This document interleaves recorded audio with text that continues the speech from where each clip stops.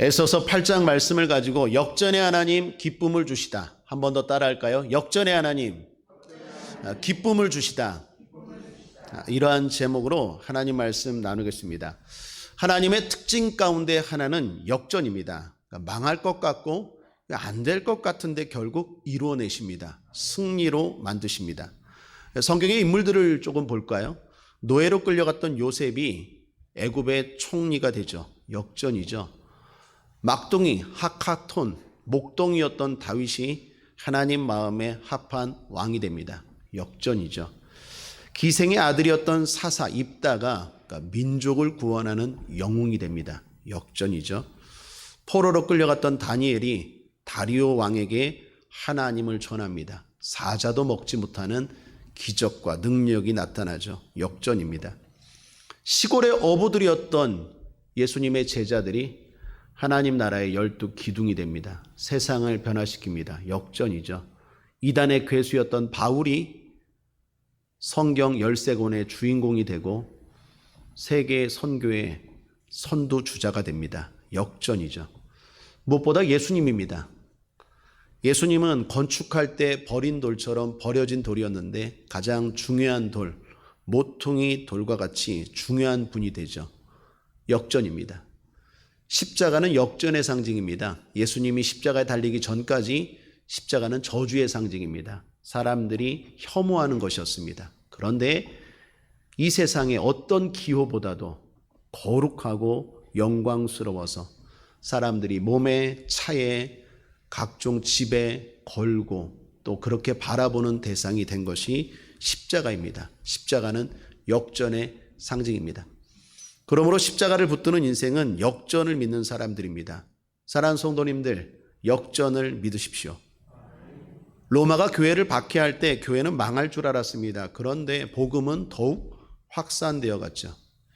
독일이 유태인을 학살할 때 이스라엘 민족 유태인들은 끝날 줄 알았습니다. 그런데 웬걸 더 많이 확산되어 갔습니다. 중국이 공산화가 되고 성도들을 박해할 때 기독교 인구가 430만 가량이었다고 합니다. 중국교회 끝났다, 망했다라고 했는데 웬걸이요? 지금 중국 내 크리스찬이 1억 명이 넘습니다. 세상을 보십시오. 성경을 보십시오. 하나님은 역전의 하나님이세요. 마귀가 이길 것 같죠. 이길 것처럼 보여. 그러나 끝에 반드시 역전됩니다. 한국교회도 마찬가지입니다. 코로나로 인해서 위축되었다고 말합니다. 부흥이 꺾였다고 말합니다.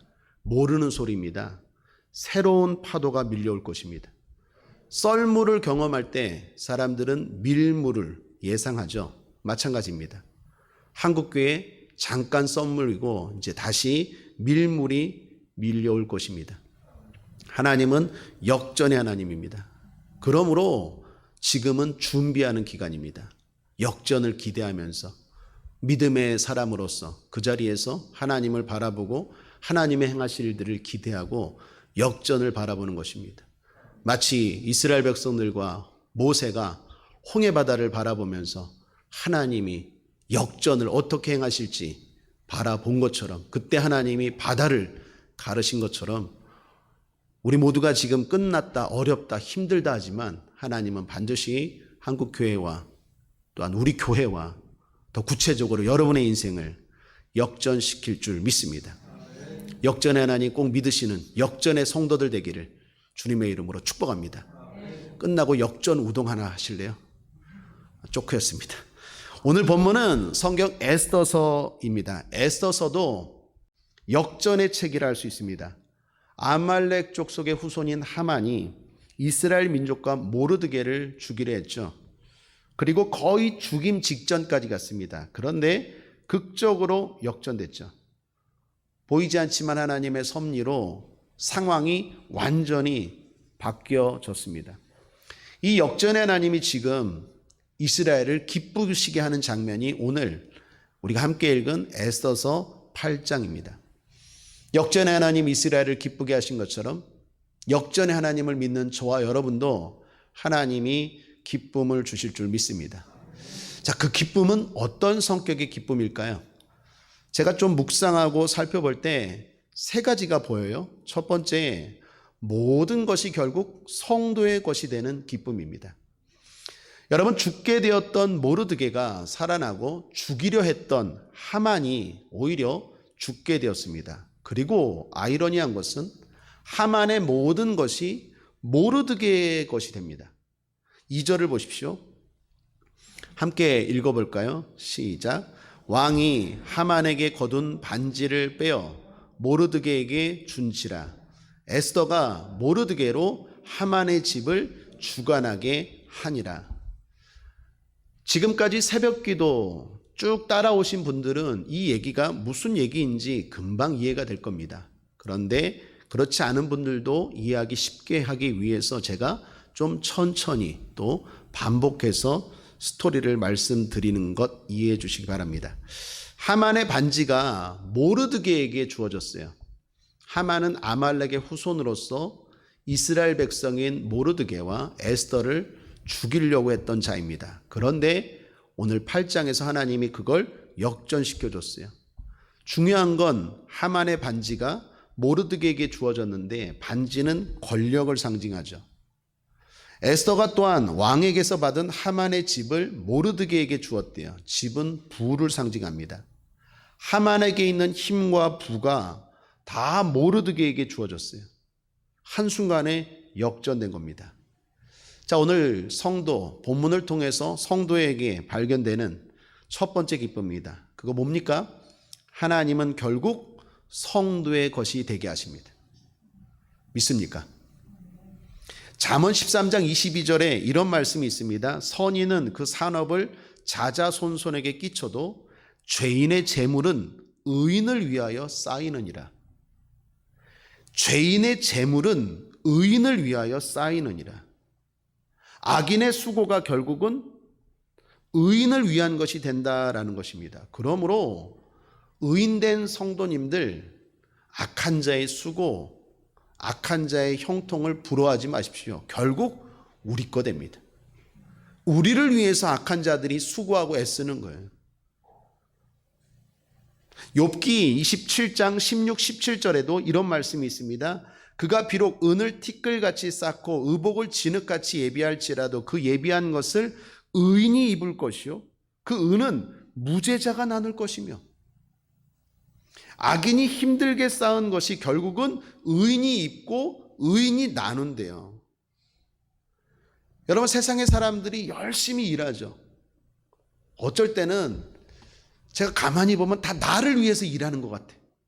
나를 위해서 인천대교 놓고, 나를 위해서 막 도로 깔고, 나를 위해서 막 좋은 차 만들고, 나를 위해서 집 짓고, 얼마나 열심히들 삽니까? 근데 가만 보면 나를 위해 만드는 것 같아요. 안 그럽니까? 안 그렇습니까? 저만 위한 겁니까? 여러분을 위한 것들이에요. 악인의 성통 부러워하지 마십시오. 그러면 우리가 해야 될 자세는 뭡니까? 하늘에 쌓는 것입니다. 결국 이 땅에 쌓는 것들은요, 의인이 누려요. 그런데 더 중요한 건 뭐냐? 그것들은 결국 사라집니다. 우리가 쌓아야 될 것 무엇입니까? 하늘에 쌓는 거예요. 왜 쌓아야 될까요? 이유는 간단합니다. 사라지지 않아요. 제가 늘 장례식 때 얘기하지만 수위에는 주머니가 없어요. 유태인의 탈무드에 나오는 말입니다. 제가 수많은 장례를 치렀지만 어떤 수위에도 주머니가 없어요. 무슨 말입니까?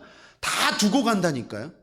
영원한 거 없어요. 이 땅에 권력, 돈, 재물 다 이렇게 내버려 놓고 가요. 한 사람도 이거 내 거 가져가는 사람 못 봤어요. 얼마나 안타까우면 염하는 분들이 좀 가져가라고 막 관에다가 넣더라고. 막 뭐 옛날에 5만 원짜리 막 10만 원짜리 막 그거 다 헛된 거죠. 화장터에서 다 태워져 버려요. 왜 우리가 하늘에 쌓아야 됩니까? 하늘에 쌓는 것은 사라지지 않아요. 마태복음 6장 20절에 주님 말씀합니다. 오직 너희를 위하여 보물을 하늘에 쌓아두라. 거기는 좀이나 동록이 해하지 못하며 도적이 구멍을 뚫지도 못하고 도적질도 못하느니라. 하늘에 쌓는 것은 사라지지 않아요. 하늘에 어떻게 쌓습니까? 그럼 하늘에 이렇게 던지면 쌓아집니까? 믿음으로 사는 게 하늘에 사는 거예요. 그래서 고린도전서 15장 부활장에 보면 이 땅에서 심고 저 하늘에서 거두고, 썩을 것으로 심고 썩지 않을 것으로 거두고. 그게 뭡니까? 이 땅에서 믿음으로 사는 게 하늘에 쌓는 거예요. 하늘에서 거두게 됩니다. 사랑하는 여러분, 믿음으로 사십시오. 하늘을 생각하면서 믿음으로 사십시오.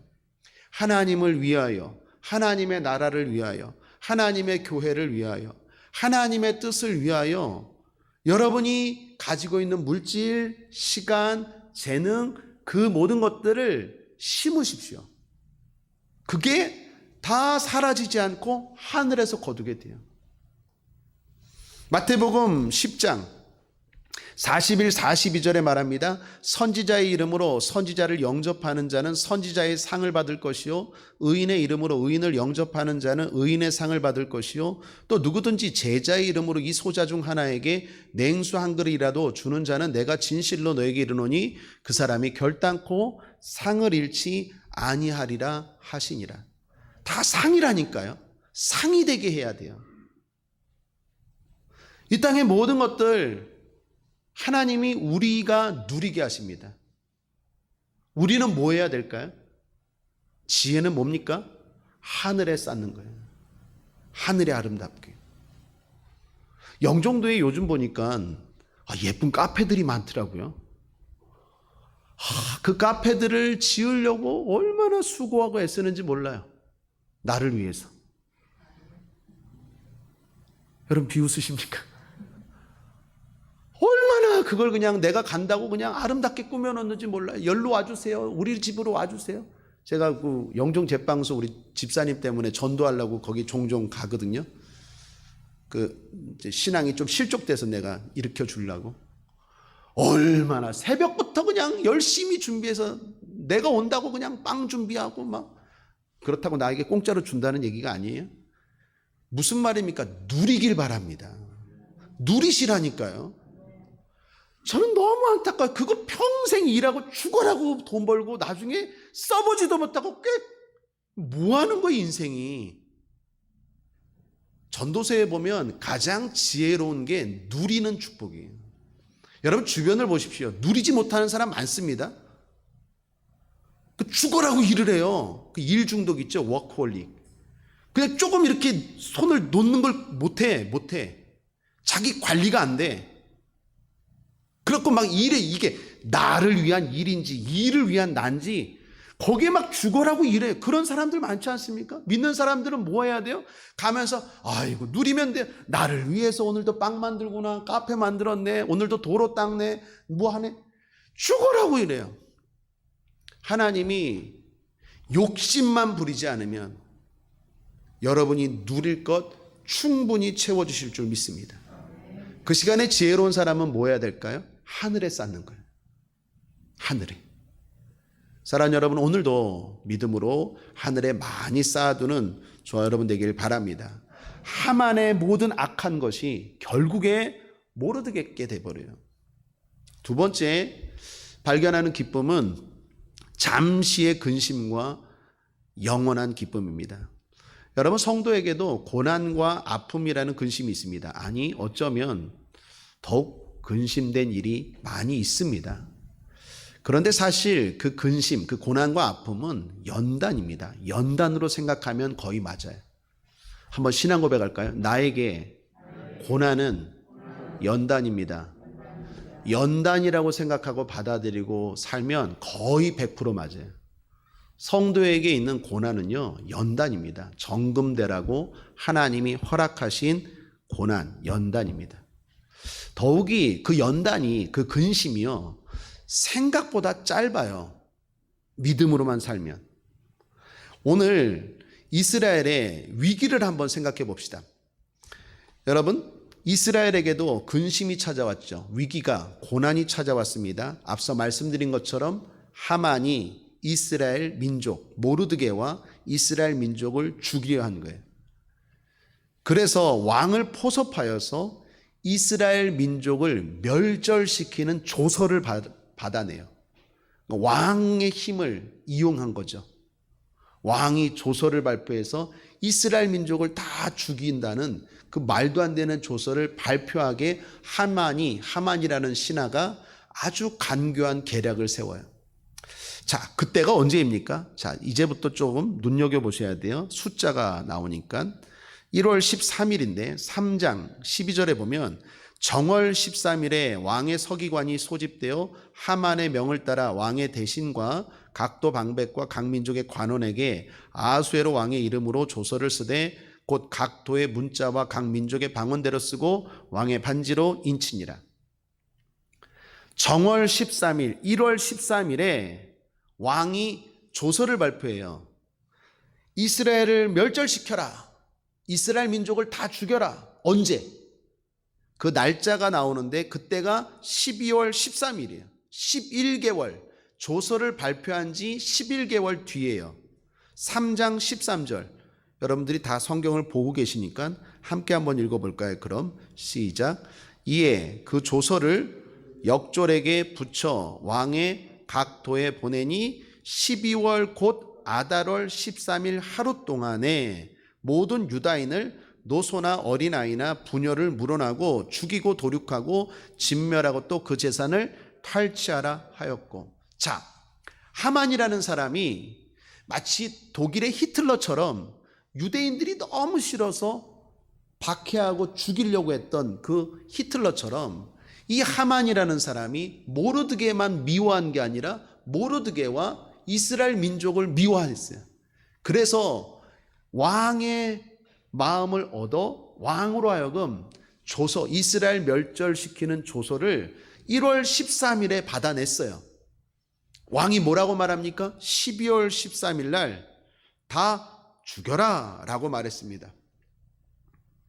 그런데 오늘 8장에 보니까 하만이 악한 거라는 걸 알았어요. 왕이. 그리고 모르드게가 다시 왕의 조서를 받아냅니다.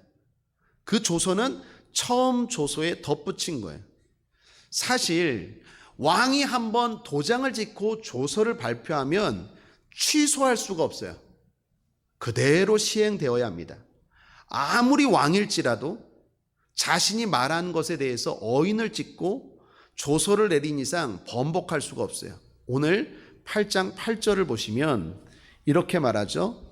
오늘 8장 8절 너희는 왕의 명의로 유다인에게 조서를 뜻대로 쓰고 왕의 반지로 인을 칠지어다. 왕의 이름을 쓰고 왕의 반지로 인친 조서는 누구든지 취소할 수 없음이니라. 왕이 조서를 내리면 취소할 수가 없어요. 자, 보십시오. 하만에게 속아서 왕이 조서를 내렸어요. 이스라엘 민족을 죽여라 라고 1월 13일 날 조서를 내렸는데 그 조서를 취소할 수가 없어요. 한번 도장 찍고 냈기 때문에. 근데 오늘 8장에 하만이 악한 사람이라는 걸 알게 되고 하만이 죽고 모르드게가 에스더가 왕에게 다시 요청하는 게 왕이시여 이런 조서가 발표되었는데 왕이시여 어떻게 합니까? 우리 민족 구원하여 주옵소서 라고 했기에 왕이 어떻게 합니까? 조서를 취소할 수 없으니까 또 다른 조서를 내리는 거예요. 이해가 되십니까? 그 조서가 두 번째 조서인데 내용이 뭡니까? 이스라엘을 죽이되 이스라엘 민족들은 죽지 않기 위해서 모여도 되고 죽이려고 하는 자들을 역으로 죽일 수도 있고 그들의 것을 빼앗을 수도 있다라는 조서를 다시 내려요. 그게 9절입니다. 9절 함께 읽어볼까요? 시작. 그때 시완월 곧 3월 23일에 왕의 서기관이 소집되고 무릇 모르드게의 시키는 대로 조서를 써서 인도로부터 구스까지 127도 유다인과 대신과 방백과 관원에게 전할세 각도의 문자와 각 민족의 방언과 유다인의 문자와 방언대로 쓰되 라면서 조서 내용이 제가 앞서 말씀드린 것처럼 나옵니다. 자, 이런 조서가 내려갔습니다. 두 개의 조서가 내려갔어요. 그죠? 1월 13일 날 앞에 내린 조서와 오늘 모르드게의 뜻대로 쓰여진 조서. 자, 왕의 마음이 어디에 있습니까? 이스라엘을 죽이는 데 있습니까? 아니면 살리는 데 있습니까? 왕의 마음이 살리는데 두 번째 조소에 있다라는 것 백성들이 알까요? 모를까요? 다 알죠. 이 과정을 다 알죠. 그래서 백성들이 이스라엘 사람들을 공격하기는커녕 오히려 이스라엘 유다인으로 개종하기까지 되는 일들이 벌어져요. 그게 오늘 끝절 17절입니다. 함께 읽어보죠. 시작. 왕의 조명이 이르는 각도 각 읍에서 유다인이 즐기고 기뻐하여 잔치를 베풀고 그날로 경절을 삼으니 본토 백성이 유다인을 두려워하여 유다인 되는 자가 많더라. 왕의 마음이 어떻게 돌아가고 왕비가 지금 에스더가 이스라엘 유다인인 거 알게 되고 제2인자가 모르드게 그 사람도 유다인인 거 알게 되고 하만이라는 악한 자가 죽었다라는 거 백성들이 다 알아요. 지금 그래서 어떻게 해요? 다 이스라엘 백성들을 죽이는 게 아니라 두 번째 조서처럼 죽이기는커녕 나도 유다인 될래. 지금 대세는 유다인이야. 그렇게 상황이 역전됐다라는 것입니다. 자, 그런데 여기 주목할 게 있어요. 그건 날짜입니다. 이 두 번째 조서가 발표된 시점이 언제라고요? 8장 9절을 다시 보면 그때 시완을 곧 3월 23일에. 자, 정리해 보죠. 하만이 조서를 받아낸 날이 1월 13일이에요. 그리고 11개월 뒤인 12월 13일에 이스라엘 죽게 되었어요. 11개월 남았어요. 12개월 동안 얼마나 두려울까요? 여러분 생각해 보세요. 왕이 어명이요. 11개월 뒤 12월 13일 날 이스라엘 백성들은 다 죽는 거예요. 고난입니까? 아닙니까? 고난이죠. 두려움입니까? 아닙니까? 두려움이죠. 환난이에요. 하나님이 우리에게 허락한 환난이 있어요. 그 뜻은 연단이지만 어찌됐건 하나님이 허락한 환난이 있어요. 그 환난을 경험하는 성도들은 생각해 도대체 이 환난이 언제까지 갈까? 그리고 대단히 멀게 느껴져요. 그런데 하나님이 모르드게를 통해서 그 조서가 취소되는 조서를 언제 발표합니까? 1월 13일 날 발표했는데 오늘 8장에 보니까 9절에 3월 23일 2달 만에 상황이 바뀌어버렸어요. 자, 오늘 여기서 우리에게 주시는 메시지가 뭘까요? 여러분들이 이 고난이 언제 끝날까? 내 인생의 이 고난이 11개월이나 돼. 그리고 그 끝은 망하는 거야 라고 생각했는데 망하는 건커녕 2달 만에 그 고난이 완전히 역전되더라는 거예요. 사랑하는 여러분, 권면합니다. 사랑하는 여러분, 도전합니다. 여러분이 지금 힘들다고 하는 그거 믿음으로만 제대로 반응하고 서면 여러분이 생각하는 것보다 훨씬 빨리 해결될 거예요. 훨씬 빨리. 내년까지 가지도 않아요. 여러분, 아브라함에게 하나님이 아들을 바치라고 했어요. 모리아산에서. 그 길이 며칠 길이라고요? 3일 길이에요. 그렇게 길지 않아요. 하나님이 이스라엘 백성들에게 약속한 가나안 땅이요, 순종만 하고 걸어갔으면 10일 길이었어요. 불순종해서 40년 걸렸지만 허락한 기간은 10일밖에 안 됐어요. 믿는 자들에게 물론 고난이 있어요. 힘든 일들이 있어요. 인내해야 될 때가 있어요. 그런데 오늘 에스더서를 보고 성경을 보고 묵상하면 뭐가 발견됩니까? 그렇게 길지 않아요. 근데 왜 내 인생은 이렇게 길까요? 제대로 순종하지 않으니까 그래요. 제대로 믿음으로 반응하지 않으니까. 조금 하다가 이스라엘 백성들처럼 불평하고 조금 하다가 자꾸 불순종의 길을 걸어가니까 이게 어려워지는 거예요. 옛날에 우리 어머니가 혼내면서 이런 말이에요. 너는 꼭 한 대 맞고 끝낼 것을 꼭 10대를 맞게 만들어.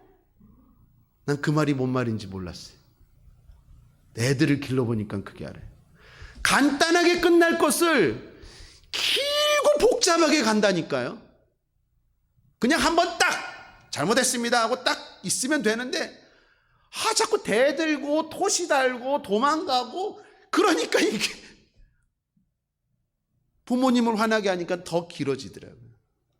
오늘 우리를 향한 여러분을 향한 고난, 환난 한번 이 밤에 생각해 보면 좋을 것 같아요. 그거 금방 끝나요. 그리고 하나님은 기쁨은 더 영원하게, 더 길게 예비하신 줄 믿습니다. 욥기 20장 5절에 보면 악인의 이기는 자랑도 잠시요 사곡한 자의 즐거움도 잠깐이니라. 악한 자가 잠깐 잘 되고 잠시 잘 돼요. 억울해할 필요 없어요. 내가 당하는 고난과 환난, 부족함에 대해서 억울해할 필요가 없다고요. 히브리서 10장 37절에 잠시 잠깐 후면 오시리가, 언제 온다고요? 잠시 잠깐 후면 오세요. 누가? 우리 주님이. 오시리니 지체하지 아니하시리라. 지체하지 않아요. 하나님도 여러분 빨리 도와주고 싶어요. 그러므로 똑바로 서세요. 똑바로 서. 자꾸 도망가고 이렇게 그러지 말고 좀 제대로 한번 순종하고 제대로 기도해보고 제대로 믿어보고 제대로 말씀대로 살아보고 그 다음에 이야기하세요. 그 다음에. 자꾸 제대로 살지 않으면서 하나님 뭐 어디 계시냐? 왜 내 삶이 이렇게 기냐? 빨리 시험 치고 끝내면 되는데 그걸 자꾸 도망쳐요. 어렵다고 힘들다고. 그래서 이게 길어지는 경우가 성경을 보고 목회를 하면 이게 깨달아져요. 왜 이렇게 저 사람의 연단과 고난이 길까? 보면 제대로 딱 순종하질 않아요. 제대로 믿질 않아요. 믿는 것 같은데 또 자기 마음대로 해요. 잘 가는 것 같지만 또 자기 마음대로 해요. 그러니까 계속 길어지는 거예요. 사랑하는 여러분, 잠깐이고 기쁨은 영원한 줄 믿습니다. 시편 16편 11절에 주께서 생명의 길로 내게 보이시리니 주의 앞에는 기쁨이 충만하고 주의 우편에는 영원한 즐거움이 있나이다. 주님이 우리에게 주고자 하는 즐거움은 영원한 즐거움이에요. 하나님 좋으신 분입니다. 마지막 세 번째 본문에서 발견되는 성도의 기쁨은 살리는 기쁨입니다. 에스더와 모르드게가 살았어요. 그런데 자신들만 산 게 아니죠. 민족을 살렸습니다. 자신들만이 아니라 모든 이스라엘 백성들이 기뻐했어요. 그렇습니다. 성도의 기쁨은, 가장 큰 기쁨은 살리는 기쁨이에요. 전도의 기쁨, 구원의 기쁨입니다. 하나님이 우리를 아브라함의 후손, 복의 근원으로 삼으셨습니다. 복 덩어리가 아니에요. 복의 근원이에요. 그 말은 복을 유통하는 자가 되라라는 거예요. 흘려보내는 자가 돼야 돼요.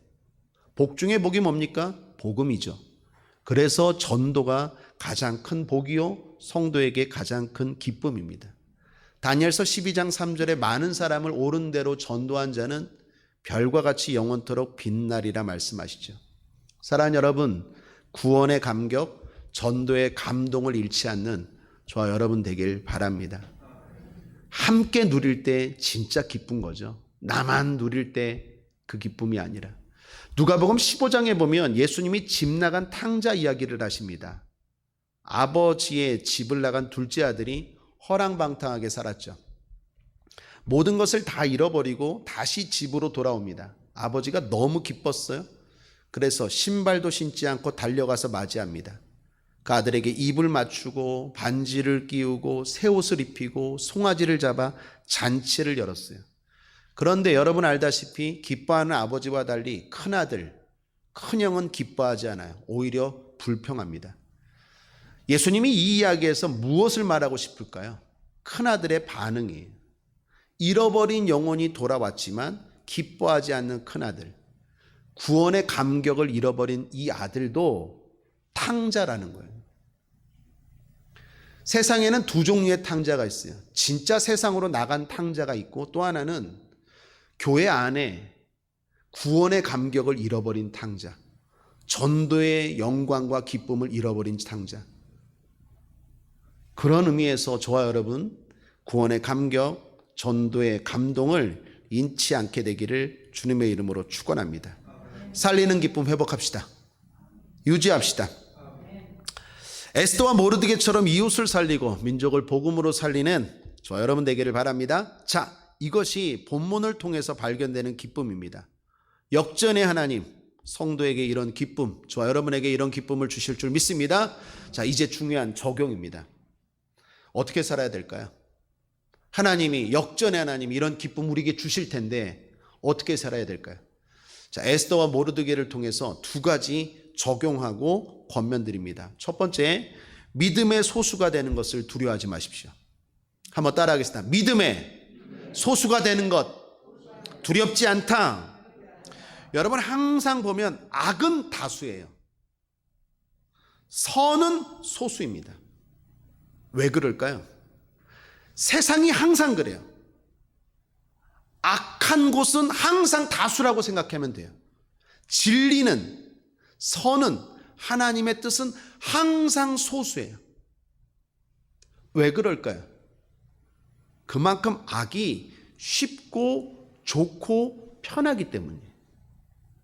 주님은 많은 사람들이 넓은 길을 택할 것이라 말씀합니다. 넓은 길은 쉽고 편안한 길을 말해요. 누가 어렵고 힘든 길을 가겠습니까? 그래서 악한 쪽, 진리가 아닌 쪽에 항상 다수예요. 반대로 진리의 길, 승리의 길은 좁아요. 좁은 문입니다. 그래서 성경에 찾는 이가 적다라고 말합니다. 그래서 여러분, 소수인 믿음의 사람들에게 필요한 건 뭘까요? 용기입니다. 담대하셔야 돼요. 외로움을 이기는 용기가 필요해요. 두려움을 극복하는 용기가 필요해요. 소수인 것에 대해서 두려워하지 마십시오. 낙심하지 마십시오. 용기를 가지시길 바랍니다. 주님의 마지막 유언이 뭐였을까요? 저는 용기였다고 생각해요. 요한복음 16장 33절에 보면 환난을 당하나 담대하라, 내가 세상을 이겼노라. 주님이 제자들에게 말합니다. 너희가 환난을 당할 거다. 두려워하지 말라. 용기 내라 말하죠. 마태복음 28장 제자들에게 뭐라고 말합니까? 세상 끝날까지 내가 너희와 항상 함께 있으리라. 용기를 내라. 두려워하지 말라라고 말합니다. 사랑하는 여러분, 용기를 내셔야 돼요. 용기 있어야 돼요. 그렇지 않으면 진리의 길을 가기 힘들어요. 승리의 길을 가기 힘들어요. 모르드게 보십시오. 용기가 대단하죠. 하만에게 다 절하고 굽신굽신하는데 모르드게 안 하잖아요. 결국 말씀에 어긋나고 신앙 양심에 위배되기 때문에 안 하는 거예요. 에스더는 또 어떻습니까? 죽으면 죽으리라. 유명한 말이죠. 용기 있지 않습니까? 오늘 특별히 기도하는 분들, 여러분들 용기 가지셔야 돼요. 누가복음 18장 8절에 보면 주님이 이런 말씀하십니다. 그러나 인자가 올 때에 세상에서 믿음을 보겠느냐? 예수님이 하신 말씀이에요. 여기서 믿음은 뭡니까? 누가복음 18장 이야기 아시죠? 한 과부의 부르짖는 그 악한 재판관에게, 불의한 재판관에게 부르짖는 과부 이야기. 밤낮 부르짖는 여인, 부르짖는 기도를 하는 자를 바로 믿음을 보겠느냐라는 것의 직접적인 의미예요.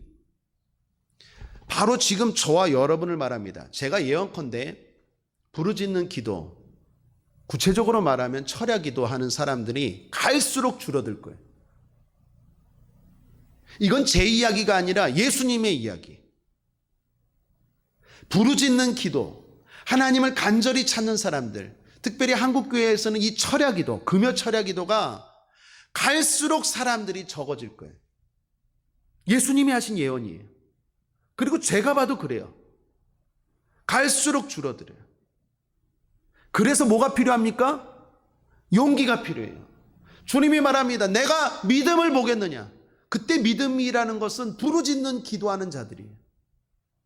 사랑하는 여러분, 이처럼 내가 진리의 길을 걸어갈 때 용기가 필요해요. 내 옆에서 함께 기도하는 사람들이 하나둘씩 다 떨어져 나갈 거라니까요. 그런 의미에서 옆 사람 바라보면서 인사하겠습니다. 지금 졸 때가 아니에요.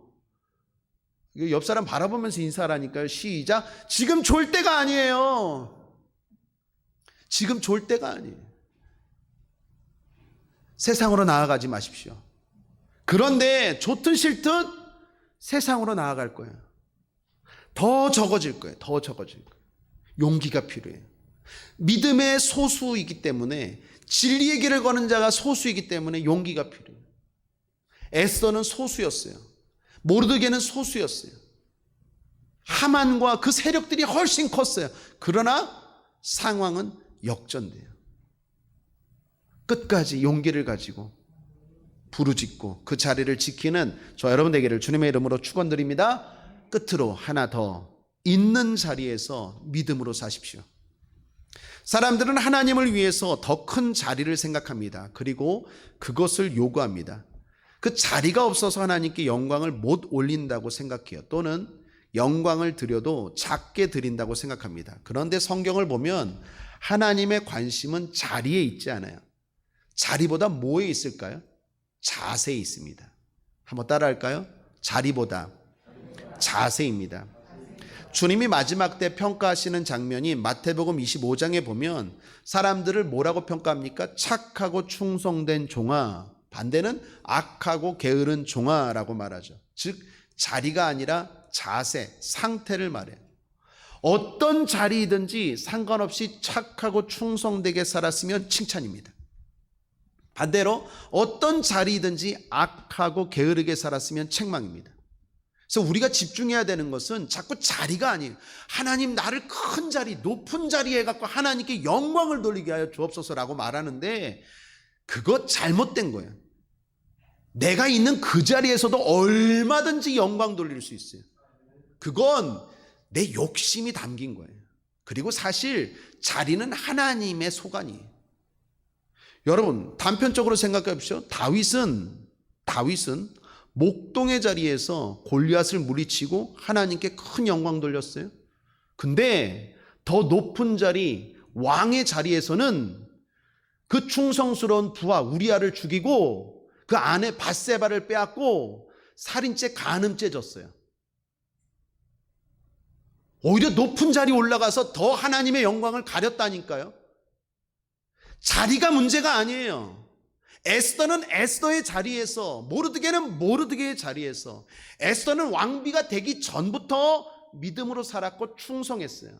왕비가 그 다음 되고 나서도 충성한 거예요. 내가 왕비가 못 돼서 하나님 앞에 영광 돌리지 못하는 게 아니라니까요. 내가 가난해서, 내가 배움이 없어서, 내가 부자가 못 돼서, 내가 성공을 못 해서 하나님께 영광을 못 돌리는 게 아니라고요. 내가 있는 그 자리에서 얼마든지 하나님께 영광을 돌리는 거예요.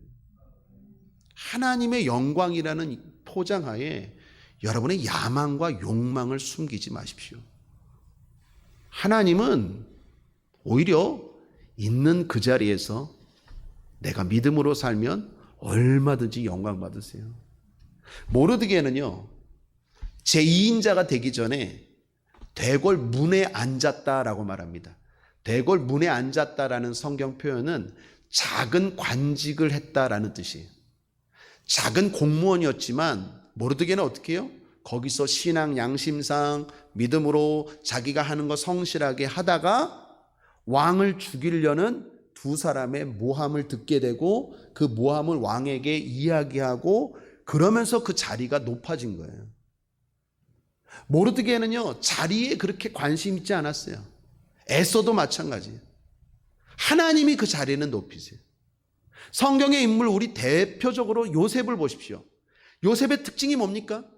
내가 노예여서, 내가 보디발의 종으로 살아서, 내가 감옥에 가서 하나님의 영광을 가립니다 라고 말합니까? 그렇지 않죠. 요셉은 보디발의 종일 때도 성실하게 믿음으로 사니까 오히려 보디발이 부러워하고 쟨 뭐냐? 감옥에 가서도 성실하게 죄수로서 열심히 하니까 간수가 다 맡기잖아요. 그렇게 살다가 결국 하나님이 거기서 애굽의 총리가 되는 술 맡은 관원장 꿈 해석해주고 자리가 옮겨진 거예요. 요셉은 한 번도 자리 타령하지 않아요. 내가 있는 자리에서 그냥 충성되게 열심히 하니까 하나님 다 영광 받는 거예요. 영광. 여기서도 영광, 여기서도 영광, 여기서도 영광. 그런데 간혹 가다가 우리 교회는 말고 다른 교회 성도들 보면 하나님 나로 하여금 이번에 사업이 잘 되게 해주셔서 하나님께 크게 영광 돌리게. 그게 뭐 하나님 영광입니까? 자기가 잘 되고 먹고 살려고 한 거지. 솔직히 하나님이 기쁜 건 내가 있는 그 자리에서 충성되게 하는 거예요. 저도 마찬가지입니다. 제가 무슨 큰 목카드 갖고 하나님 앞에 크게 영광 돌리는 게 아니라 내가 여기서 한 명 목회하든 두 명 목회하든 마음이 불안한 청년, 정신이 이상한 청년, 자매 붙들고 열심히 성실하게 목회하면 하나님 영광 받으시는 거예요. 꼭 수만 명 앞에서 오히려 더 하나님의 영광을 가릴 수 있다니까요. 다윗을 기억하셔야 돼요. 그러므로 사랑하는 여러분, 오늘도 있는 자리에서 하나님 앞에 영광 돌리는 저와 여러분 되길 바랍니다. 중요한 건 충성입니다. 성실입니다. 그럴 때 하나님이 우리의 자리를 바꾸어 주실 줄 믿습니다. 저와 여러분이 그렇게 살기를, 그래서 하나님 앞에 영광 돌리는 저와 여러분 되기를 주님의 이름으로 축복합니다. 하모니 교회를 섬기는 여러분들, 오늘 이 자리가 주님이 저와 여러분에게 허락한 자리인 줄 믿습니다. 이 자리에서 여러분들 그 직분에 맞게, 성도답게, 목사답게, 착하게, 충성되게 열심히 기도하면 어느 큰 교회 목사, 어느 큰 교회 장로님, 어느 큰 교회 집사님 못지않게 하나님은 귀하게 여기시고 동일한 상과 동일한 축복을 주실 줄 믿습니다. 저 여러분 그렇게 되기를 주님의 이름으로 축원합니다. 아멘. 말씀을 정리합니다. 역전의 하나님, 기쁨을 주시다라는 제목으로 하나님 말씀 나누었습니다. 하나님은 역전의 하나님이십니다. 그 하나님 우리에게 결국 기쁨을 주시는 분입니다. 그 주님 앞에 우리는 믿음의 소수가 되기를 두려워 말고 살아야겠습니다. 또한 있는 자리에서 최선을 다합시다. 기도하겠습니다. 좋으신 하나님 아버지, 감사합니다. 오늘 우리가 소수로 모였다고 해서 흔들리지 않게 하여 주옵소서. 하나님, 내가 있는 자리에서 착하고 충성되게 살아가 하나님 앞에 영광 돌리고 상 받고 복 받는 우리 모두가 되게 하여 주시옵소서. 악하고 더러운 원수탄 막 예수 이름으로 명하노니 떠나갈지어다, 물러갈지어다. 감사드리며 예수님의 이름으로 축복하고 기도했습니다. 아멘.